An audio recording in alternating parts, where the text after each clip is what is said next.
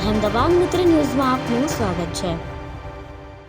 ડેડિયાપાડાના ધારાસભ્ય ચૈતર વસાવાના સમર્થકોની આતુરતાનો આજે અંત આવ્યો છે, કેમ કે રાજપીપળાની ડિસ્ટ્રિક્ટ એન્ડ સેશન્સ કોર્ટમાં તેમના પત્ની સહિતના 3 આરોપીની જામીન અરજી પર સુનાવણી બાકી હોવાથી તેમણે જેલમાં જ રહેવાની ઈચ્છા વ્યક્ત કરી હતી।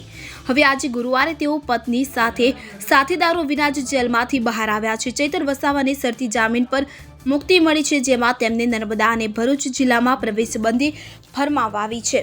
ત્યારે હાલ તેમણે પોતાનું નવું સરનામું ગાંધીનગરનું બતાવ્યું છે।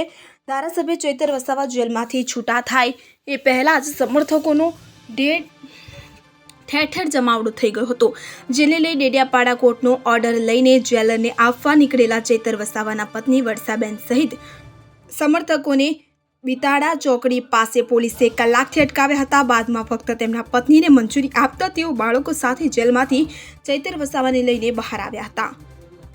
અને મારા પરિવારને રાજકીય ષડયંત્ર અંતર્ગત અમને ફસાવવામાં આવ્યા હતા અને છેલ્લા 3 મહિનાથી મારા ધર્મપત્ની શકુંતલા અહીંયા જેલમાં છે અને મને જ્યારે નામદાર કોર્ટે સેશન કોર્ટે જામીન આપ્યા છે અને શરતી જામીન આપ્યા છે, અમે એમને આવકારીએ છીએ અને આ શરતો કાઢવા માટે આવનાર દિવસોમાં આગળની હાઈકોર્ટની અપીલ પણ અમે કરીશું।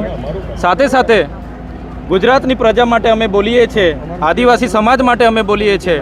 નર્મદાના પૂર વખતે અમે બોલ્યા હતા, આ વિસ્તારોમાં નેશનલ હાઈવે હોય, જીઆઈડીસીઓમાં જે આદિવાસીઓની જમીનો જાય છે એના માટે અમે બોલીએ છીએ, યુવાનો માટે બોલીએ છીએ, શિક્ષિત બેરોજગારો માટે બોલીએ છીએ, જે આ ભાજપ સરકારને ગમતું નથી અને એના માટે આ ભાજપ સરકાર ખોટા ષડયંત્ર બનાવીને અમને ફસાવી રહેલા છે। જે જંગલ ફોરેસ્ટના અધિકારીએ મારા પર ફરિયાદ કરી છે એમને ખબર હોવી જોઈએ, આદિવાસી અનાદિકાળથી આ જંગલમાં વસનારો આદિવાસી છે। આ જળ જંગલ જમીન એ આદિવાસીઓની છે। વન અધિકાર અધિનિયમ 2006 અંતર્ગત અમને દાવા હક મળ્યા છે, જે જમીનો અમે ખેડીએ છીએ અને આવનાર દિવસોમાં પણ જેને જમીન અધિકાર સનદ નથી મળ્યા એના માટે પણ અમે લડીશું। એટલે અમે ક્યારે ભાજપ સરકારથી ડરવાના નથી, ભલે અમને જેલ કરી છે પણ વધારે તાકાતથી અમે ભાજપ સામે લડવાના છે।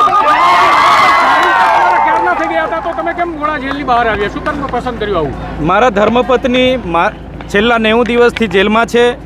અમે સાથે આવવાના હતા, પરંતુ સંજોગો વસાત અને એમનો આગ્રહ હતો કે વિધાનસભાનું સત્ર ચાલુ થઈ ગયેલું છે અને લોકોના પ્રશ્નો તમારે ઉઠાવવાના છે, એમના આગ્રહને માન રાખીને હું વિધાનસભાના સત્રના લીધે આજે જેલથી બહાર આવેલો છું અને આવનાર દિવસમાં ગુજરાતની પ્રજા હોય કે આદિવાસી સમાજ હોય એમના માટે અમે વિધાનસભામાં પણ લડીશું અને અવાજ બુલંદ કરીશું।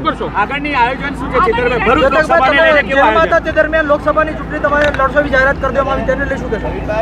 ભરૂચ લોકસભા ચૂંટણીમાં માન્ય અરવિંદ કેજરીવાલજી અને ભગવત માનજી મારી મુલાકાતે આવ્યા હતા અને એમણે કીધું છે કે ચૈતરભાઈ તમારે લડવાનું છે।